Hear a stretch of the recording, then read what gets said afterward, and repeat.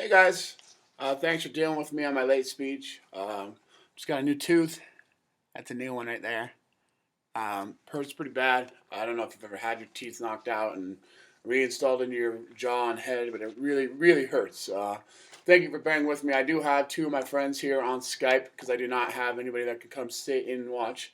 But let's begin this. Today I'm here to talk to you about marijuana policy, laws, and its failed usage in our American system. It's time that we look at these laws and how we can change them or what we need to do to not make them such a detriment to our country. I mean, we have so many people that are locked up or serving prison time that the country is just spending money on to keep locked up. It's detrimental, fiscally, just not needed. There's so many different ways we could take this money and prove it to be effective in our society. So I am actually here today to talk to you about marijuana policy and persuade you that this needs to be legalized on a national level. Let's start with enforcement costs. How much money and manpower are we exhausting upholding the prohibition of marijuana? Well, as recent as 2012, there were 1.5 million drug arrests in the United States of America. About 800,000 of those arrests were related to marijuana, making about one arrest every 42 seconds in the United States. According to the U.S. Department of Justice, the average cost to incarcerate a federal prisoner for 1 year is $25,251. When you consider the amount of people and man hours and the cops and just the whole process of upholding these laws and the prohibition of the laws, it's being proven ineffective and it's not working. In the past 9 years alone, federal spending on drug control and harsh enforcement strategies grew by 70%.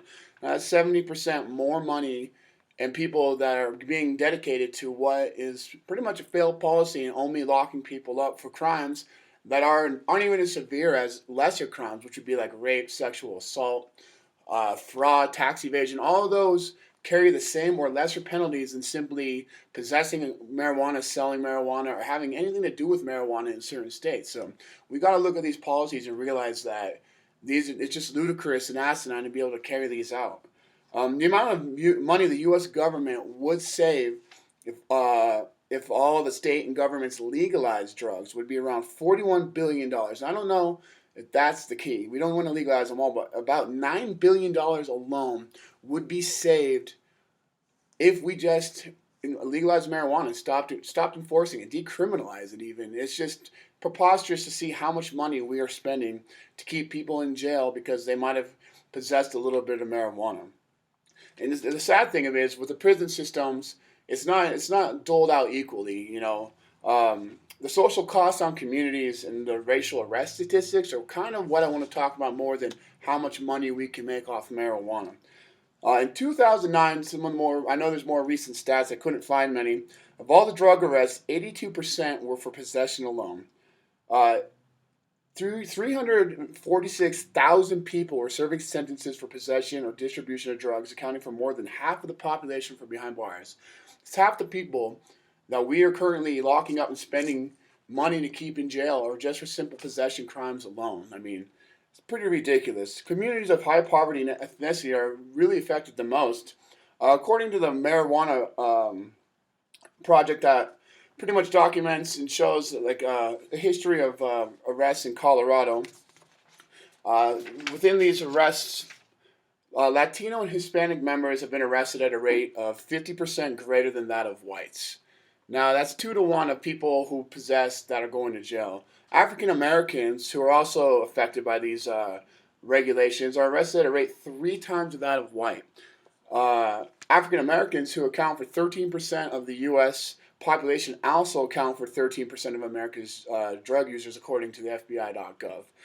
But 34% of those are arrested for drug violations, and 45% of those are held in state prisons for drug offenses. So, as we've known and maybe don't know, uh, families and communities of race and poverty get affected by this the most when that is one of the key things is having these members be in the home to support the family, to push the education process, to make things, just a little better for the impoverished communities that are being affected by these drug policies. Without the guidance of parents, many youth are at risk to turning to selling or using drugs or other negative influences within their communities, creating a very vicious cycle that pretty much entraps them in poverty, because when you're arresting members of the home, or you have such harsh drug penalties, like, where is this leg up to get an advantage on education, or getting yourself out of poverty because everybody is locked up. So the Department of Justice states that in more than 2,500 U.S. cities, the illegal drug market is dominated by at least 20,000 street gangs, garnering more than 900,000 criminally active members to carry out the tasks and scales of distribution within these communities. Once again, FBI.gov providing the stats here. But that's very dangerous. I mean, with drugs comes money, comes power, comes territory, comes violence. So foreign competitors have even started to root their drug trade in America too. The Mexican drug cartels control roughly 230 American cities and their illegal drug markets, according to the LA Times. With violence as their weapon of choice, the cartels and street gangs enlist many members of their organizations to carry out violent acts, to keep territory, silence witnesses, and in general strike fear into the hearts of their competitors and communities around their communities to keep the illegal drug markets. And who are they using? They're using these kids that are being lured in by the glamour of drug selling and drug abuse.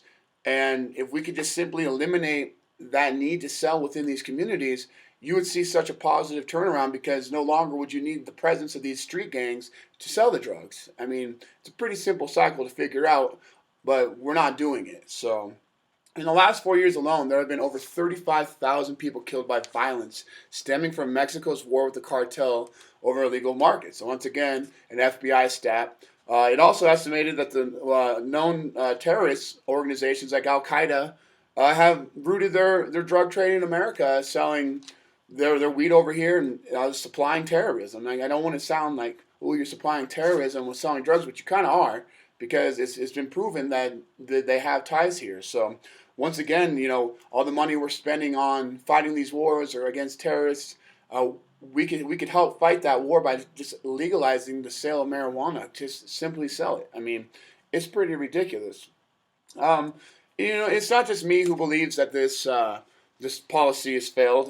The National Association of Chiefs of Police randomly surveyed about 23,000 of its officers, and concluded about 82% of those believe that the war on drugs, quote unquote, has not been successful in eliminating or reducing drug usage.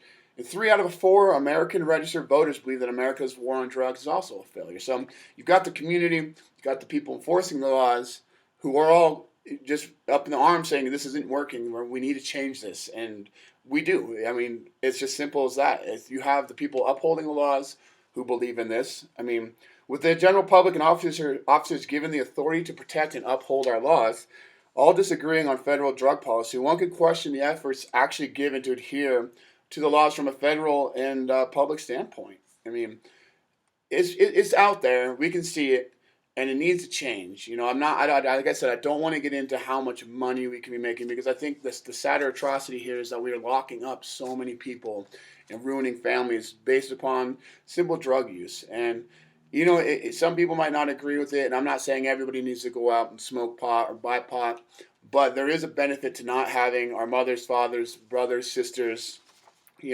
locked up because of a simple mistake, or what we brought into policy for politics over 100 years ago almost. So, the facts and the information are out there. I hope maybe I have persuaded you to change your mind or agree upon this policy. I think that it's time to change, and we can't adhere to these old laws and old rules that we set in place.